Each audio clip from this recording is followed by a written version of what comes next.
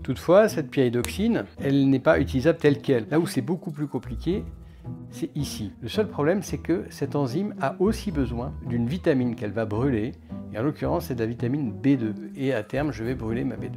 Voilà. Contrairement à ce qu'on peut imaginer, on trouve de la vitamine C dans la viande. Donc vous voyez, la K1, déjà, de toute façon, n'a pas les mêmes actions. Donc si on vous dit juste B6, vous pouvez être sûr que c'est de la pyridoxine et que ce ne sera certainement pas du phosphate de pyridoxal, du PLP.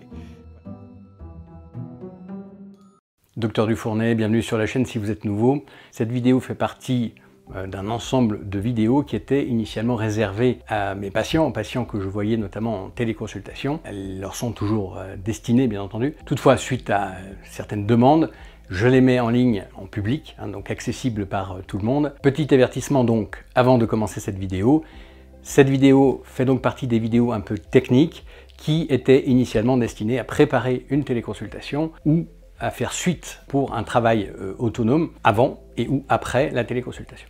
Par ailleurs, outre le fait que ces vidéos soient assez techniques, elles sont aussi très spécifiques d'un sujet donné. Je vais vous parler des vitamines activées, des vitamines non activées. Voilà, et ça c'est un problème habituel. Alors, première chose, on peut différencier un certain nombre de vitamines qui ont été appelées dans l'ordre vitamine A, des vitamines du groupe B qui vont de B1, B2, B3, B5, B6, B7 ou 8 ou H selon les pays, B9, B12. Donc B ça fait 1, 2, 3, 4, 5, 6, 7, 8 vitamines du groupe B. Ensuite C, D, E, et puis on passe directement à la K. A, D, E, K, donc on appelle aussi le groupe ADEC, vitamines solubles dans la graisse, et groupe B et vitamine C, vitamines solubles dans l'eau. Alors là, on va voir ce qu'il existe chez l'animal, et notamment chez l'homme que nous sommes, et chez les ruminants. Et par opposition, on va regarder ce qui se passe chez les plantes. Alors, ce n'est pas que les plantes, c'est aussi parfois des champignons, des micro-organismes. Mais bon, je vais mettre des plantes, au sens large. Je mets des guillemets, voilà. Chez les plantes, la vitamine A n'existe pas. Il y a un précurseur qui ressemble à la vitamine A, qui va s'appeler le bêta-carotène. C'est l'équivalent de la vitamine A chez la plante. Chez l'animal, ça ne fonctionne pas. Chez l'animal, on va utiliser le rétinol, le rétinaldéhyde et l'acide rétinoïque. Alors, on parle souvent en équivalent rétinol. Donc tout ça pour dire que on peut éventuellement transformer ce bêta-carotène en rétinol. Ça peut exister, mais globalement, ça marche très très mal. Chez certaines personnes, toutefois, cette forme végétale de vitamine A, qui n'est donc pas une forme utilisable chez nous, va être plus ou moins transformée en rétinol. Ça peut exister, c'est globalement assez rare, ça marche assez mal. Le bêta-carotène n'est pas une vitamine A. La vitamine A, c'est véritablement le rétinol. Pour les vitamines B, je vais prendre simplement deux exemples principaux avec des formes inactives. Le premier va concerner la vitamine B6. La B6 chez la plante va s'appeler pyridoxine. Et malheureusement, c'est souvent le nom qu'on lui a donné à cette B6. Mais en fait, c'est le cas particulier de la plante. Cette pyridoxine, donc c'est l'équivalent pour la plante de la B6, comme on avait l'équivalent au niveau du bêta-carotène pour la vitamine A. Toutefois, cette pyridoxine, elle n'est pas utilisable telle qu'elle, parce que chez nous, comme pour la plupart des animaux, la forme que nous allons utiliser, c'est en fait ce qu'on appelle du pyridoxal, qu'on appelle PL pour abrégé, ou de la pyridoxamine, PM, et leur phosphate. Donc en l'occurrence, phosphate de pyridoxal, qu'on appelle PLP, ou parfois dans certains compléments alimentaires égale P5'P, et la pyridoxamine qui va donner la PMP, donc phosphate de pyridoxamine. Et c'est véritablement la forme PLP qui est la forme la plus utilisée chez l'animal. C'est vraiment la forme principale et c'est celle que l'on peut avoir si l'on mange bien sûr de la viande par exemple. Tout à l'heure on parlait du rétinol, là on va parler du coup du PLP. Et donc cette étape d'activation de pyridoxal en phosphate de pyridoxal, elle est assez facile cette flèche ici. Donc ça se passe assez bien. Là où c'est beaucoup plus compliqué, c'est ici, pour passer de la pyridoxine au pyridoxal.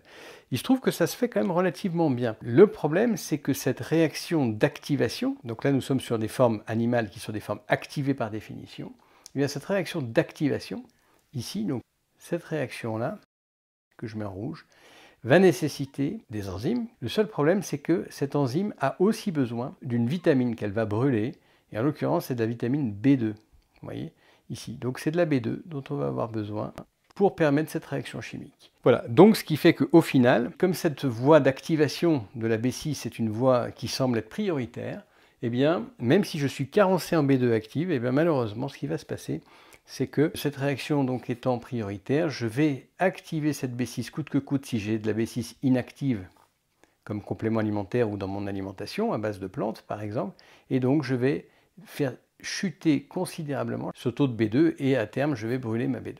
Voilà. Donc ça c'est un problème, je peux aggraver une carence, vous voyez, en mettant une forme inactive de vitamine, c'est avec l'exemple de la B6.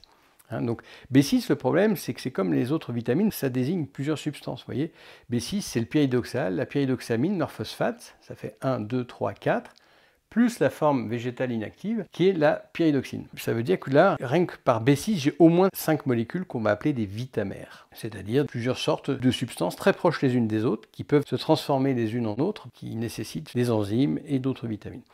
Voilà pour la pyridoxine. En revanche, par exemple, si je prends juste un deuxième et dernier exemple du groupe B, la B9. La B9, donc c'est un exemple très, très commun, eh bien cette B9, elle existe sous forme végétale et dans ce cas-là, cette B9 s'appelle acide folique.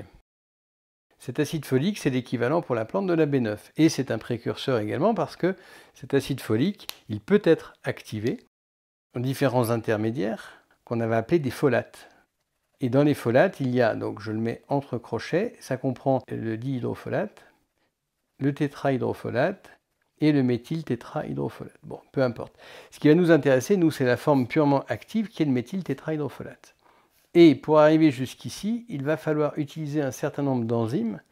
Et il se trouve que contrairement à la B6, pour y arriver, c'est très compliqué. Cet exemple, je le prends volontairement parce que c'est à peu près l'opposé. Et donc, pour arriver au vrai folate, notamment le méthyltétrahydrofolate, là, la plupart des gens n'en sont pas capables.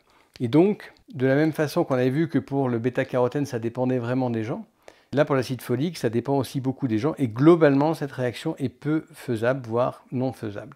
Et donc, du coup, ce qui va se passer, c'est que je vais être carencé en méthyltétrahydrofolate, même si je mets de l'acide folique. Ce qui veut dire que l'acide folique, pour le coup, va rester dans le sang, il va s'accumuler, et il va devenir dangereux. Certaines études suggèrent tout à fait sa toxicité, parce qu'en fait, il n'est pas utilisable, puisque pour être utilisable, il faut qu'il soit transformé en méthyltétrahydrofolate. Et comme, semble-t-il, la majorité des gens, nous n'en sommes pas capables, ou en tout cas très très peu, eh bien j'ai une accumulation, et cette accumulation est dangereuse. Voilà. Donc, attention, nous avons des difficultés à différents niveaux d'ailleurs, pour arriver à cette activation d'acide folique.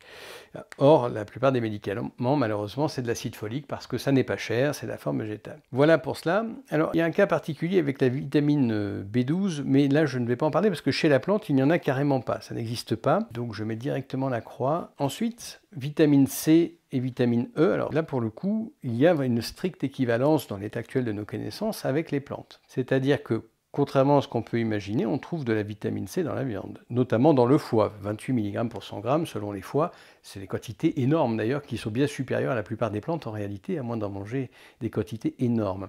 Donc vitamine C, ça marche, pour le coup, tout va bien, que ce soit du côté animal, donc ce qu'on appelle l'acide ascorbique, par exemple, et on retrouve ce même acide ascorbique chez la plante, donc jusque-là, tout va bien.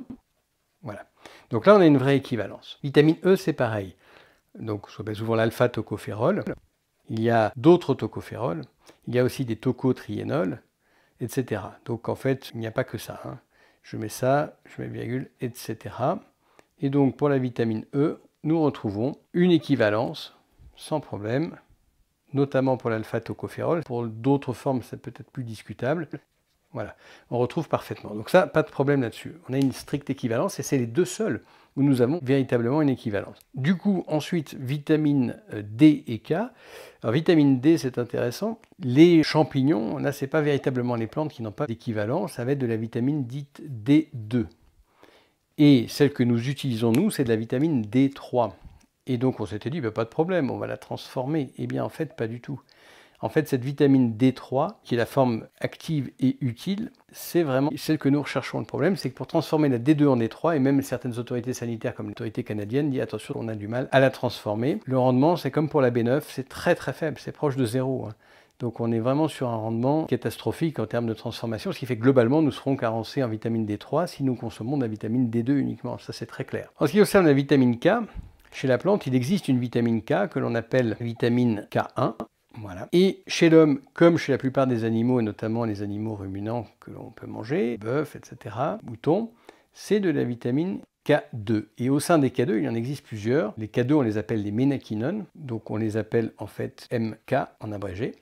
Et dans ces K2, chez l'animal à proprement parler, on va trouver de la K2 MK4. 4, voilà. C'est le nombre de répétitions d'un motif. Donc chez les plantes, c'est plutôt c'est totalement de la K1. Et pour certains organismes, lorsque l'on fait des fermentations, etc., on peut obtenir une forme de K2 qu'on va appeler K2 MK7. Vous voyez, très différent. Et cette K2 MK7, en réalité, on peut montrer que la transformation de la K2 MK7 en K2 MK4 est compliquée. Donc vous voyez, la K1, déjà, de toute façon, n'a pas les mêmes actions. Parce que la K2 MK4, elle a une action sur la coagulation, elle a une action sur le métabolisme du calcium dans l'os, je vais mettre Ca2+, le calcium dans l'os, et puis bien sûr des actions que nous ne connaissons pas, hein, comme d'habitude, ça c'est normal. Et donc, il est évident que la K1 déjà n'a pas ces propriétés-là. La K1 a une action sur la coagulation, il est vrai, mais pas du tout sur l'os et probablement pas sur les autres que nous ne connaissons pas. Donc la K1, déjà, je la mets entre parenthèses, ça n'est pas un équivalent de K2. Et quant à cette K2 MK7, eh bien, pour la transformer en K2 MK4, eh bien, on montre que globalement, ça ne marche pas très bien, raison pour laquelle elle reste dans le sang longtemps. Et donc on se disait, ah, mais c'est très bien, je prends une supplémentation, ça me reste très longtemps dans le sang, c'est efficace, ça reste longtemps, alors que si je prends de la MK4, ça ne va pas rester. Eh bien en fait, c'est exactement le contraire, c'est-à-dire que si je supplémente en MK4, ça va être utilisé, ça ne va pas rester dans le sang. La K2 MK7, c'est comme l'acide folique ici, ça va rester dans le sang, parce qu'on ne peut pas bien la transformer. On pourrait avoir l'équivalent pour la D2 d'ailleurs. Et donc tout ce qui reste dans le sang, d'une façon générale, c'est embêtant. Voilà, donc attention à ça. Ce qui veut donc dire que les vitamines dont nous avons besoin sont des vitamines qui viennent du règne animal. C'est-à-dire, en gros, c'est des vitamines que l'on trouve dans la viande. Il n'y a aucune vitamine indispensable qui ne vienne que du végétal, contrairement à ce qu'on peut parfois nous dire. Même la vitamine C, on en trouve notamment dans le foie, hein, le foie des ruminants, on en trouve plus que dans la plupart des plantes. Vitamine E, on en trouve beaucoup aussi. Donc, nos vitamines, les vitamines dont nous avons besoin, sont des vitamines vraiment issues des animaux, alors que les vitamines issues des plantes et des micro-organismes en général, qui peuvent être des levures, attention, ce ne sont pas les vitamines dont nous avons besoin. Voilà, alors pour certaines, on peut les transformer correctement, d'autres pas.